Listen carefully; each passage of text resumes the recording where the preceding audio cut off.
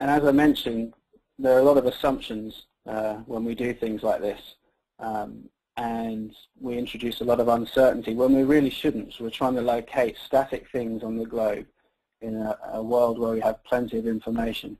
So surprisingly, we could do a lot more here, and to remove a lot of this uncertainty, we really still rely heavily on high-resolution geocoding.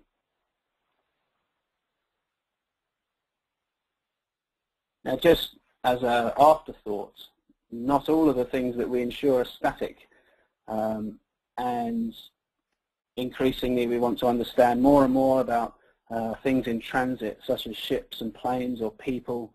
And again, we have to use a lot of assumptions here. It introduces the need to understand behavioral patterns, different temporal patterns, and again, a lot of assumptions go into this. This is just something interesting I thought I'd share with you. There's an image here, and as it expands, you'll see this was another research network activity where we looked at the temporal and spatial patterns after a Madonna concert in 2006. As you can see, at this particular point in time, in a particular part of Rome, there was a spike in, this was mobile phone activity actually. And so we need to get a better grasp generally about how these sort of things behave and how we can relate that to understanding where our insured things are.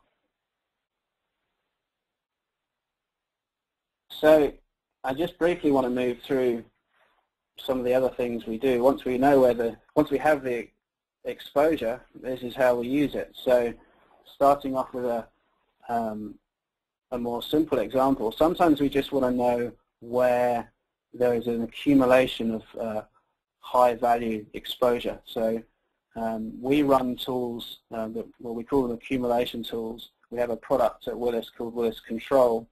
It looks for clusters, either single locations of high value or lots of insured properties located close together with a low value, but which add up overall to a very high value.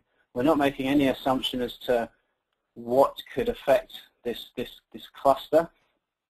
It could, and if it intersects with a flood zone or it's near a terrorist target, then it becomes significant. So we use this to identify spatially where we potentially have high levels of risk in our portfolio. Again,